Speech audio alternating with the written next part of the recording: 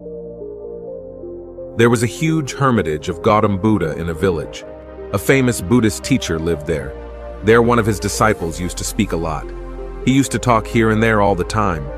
When he went to collect donations, he would bring a new story from every house and tell it to the other disciples of the ashram. He used to talk bad about one disciple to another, backbiting and tried to be good in front of others. He used to praise himself from his own mouth and always tried to prove himself to be the most intelligent and best in front of the guru. He considered himself different and superior to all the disciples. He said that I am a child of a rich family. If I wanted, I could have lived a comfortable and full of facilities life. But I left all that and came here because I have to discover the truth, to know myself, to know life. That's why my sacrifice is bigger than all of you. One day the guru called all the disciples of the ashram and said, all of you have to take some resolution for the next 1 month. This will strengthen your determination power and will infuse self-power in you. All of you can take any resolution according to your ability, and if any one of you breaks your resolution before 1 month, then he will return to his old routine. All the disciples took big or small resolutions according to their power and went away after telling the guru about their resolutions. But the disciple who wanted to show himself as different and bigger went directly to the guru's cottage and said, I do not want to take any small resolution, but I want to take a big and great resolution like myself. Please tell me what resolution should be taken. Hearing this, the guru smiled and said, will you be able to fulfill the resolution given by me? Will it be possible for you to complete it? Probably not. That is not possible for you. You will not be able to complete it. That's why you yourself find a resolution. The disciple said, no, Gurudev. Whatever resolution you give me, I will definitely fulfill it. The master said, okay, then you will keep quiet for the next 1 month. Won't even take a word out of your mouth. This is your resolution. The disciple said, Gurudev, is this also a resolution? This is very easy. Remain silent for a month. You give me some big resolution, which is worthy of my ability, which I have a problem in fulfilling. Guru said, first you fulfill this resolution and show it. The disciple obeyed the guru, and he became silent at the same time and turned and went out of the hut. He found it much easier to remain silent. He spent 1 day silently, but from the second day, the burden of not speaking started increasing in his mind. On the 3rd day, he started feeling heaviness, and on the 4th day, he started feeling a strange uneasiness, because all the disciples in the ashram were talking to each other. He also wanted to present his side in front of them. He wanted to stop speaking, but his resolve was coming in the way. That's why he used to make only mouth and eyes the whole day. In this way, a few more days passed and that disciple fell ill. His head was exploding. He didn't even feel like eating or drinking. He just wanted to speak. He went to the guru and sat in front of him in writing and told him, Gurudev, I want to speak. I can't breathe without speaking. I am getting out of breath. I am going insane inside. What should I do? Should I break my resolution? Guru smiled after reading this and said, resolutions are only meant to be broken, but the one who fulfills his resolution, he increases his inner strength, and the one who increases his inner strength, he is on the path of society and awakening, grows further. Taking the resolution was also in your hands, and breaking it is also in your hands. Many of your brothers have broken their resolve and returned to their old routine. If you are not able to do it, then you can also break your resolve and go back to your old routine. But remember, if you are not able to handle this small resolution today, then how will you be able to handle the rest of your life? The rest of the decision is entirely in your hands. This talk of the guru hurt the heart of that disciple. He went back without saying anything and locked himself in his hut. He used to come out of the hut only for his essential works, and would sit inside the hut all the rest of the time. 15 days had passed, and the resolve of almost all the disciples of the ashram had been broken by now, but his resolve was still on. After taking the resolution till now, he had not uttered a single word. The whole ashram was surprised that how did a person who spoke so much become silent.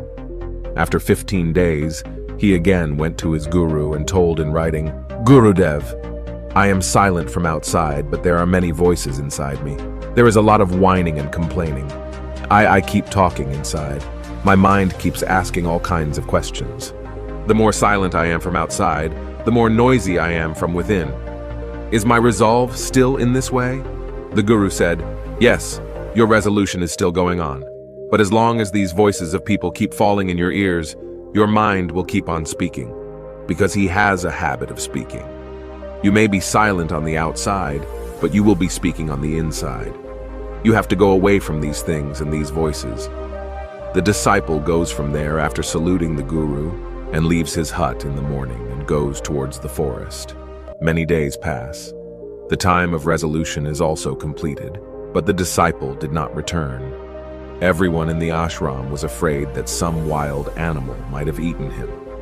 Meanwhile, many efforts were made to find him, but he was nowhere to be found. All the Guru brothers had assumed that the wild animals had made him their prey, but the Guru did not think so.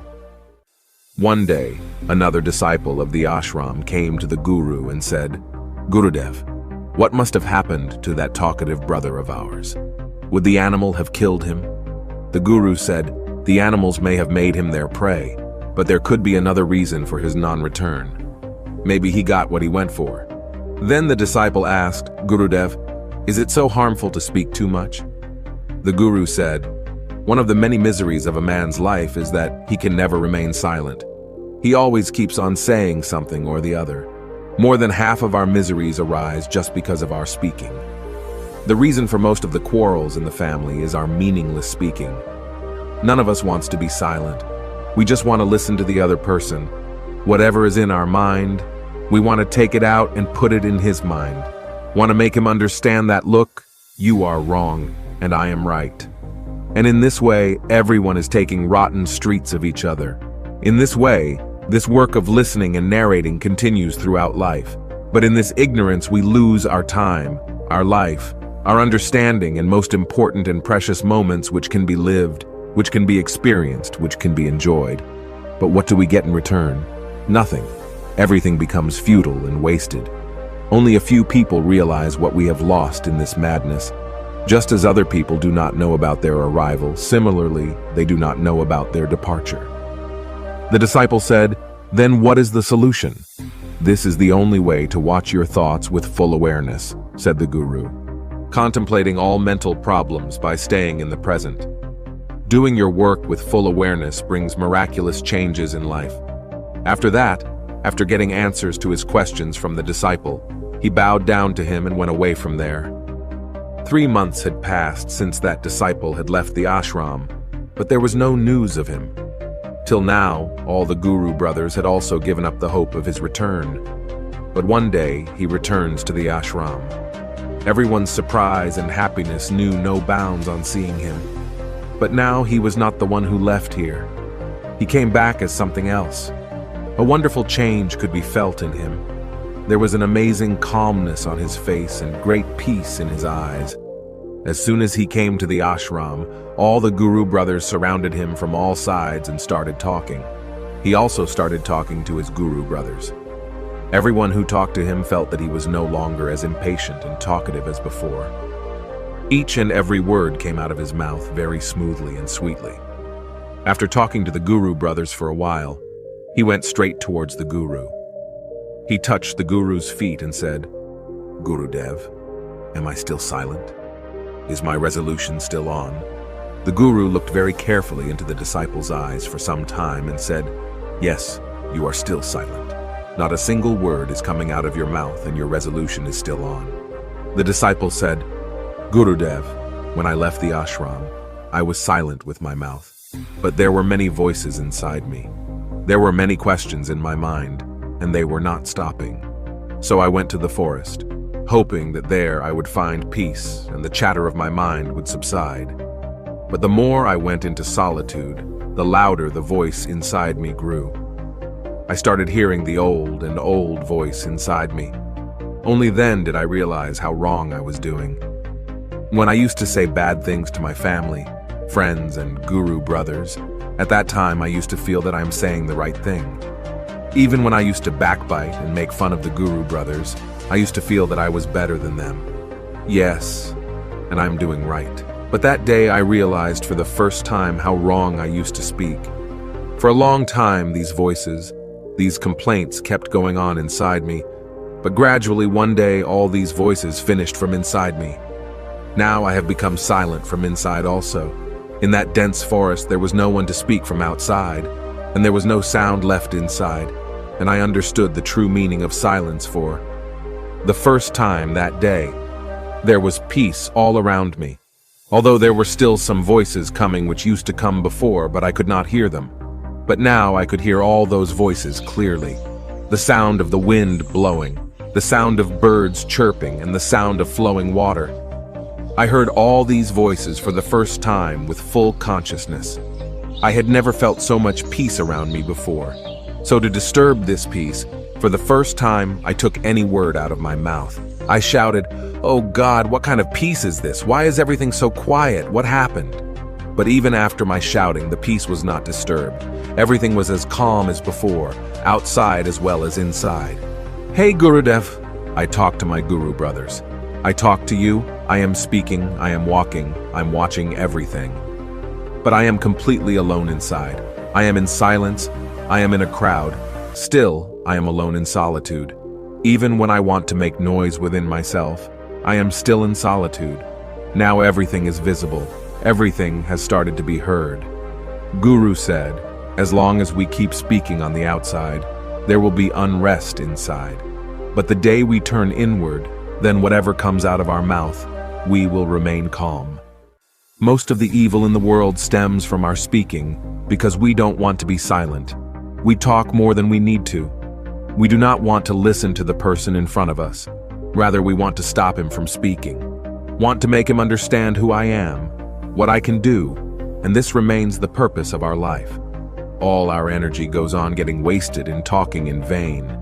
In such a society, the life of people is filled with sorrows, who are always engaged in telling each other, never want to listen to each other, never want to understand, and they have never learned to be silent, because being silent makes them feel small.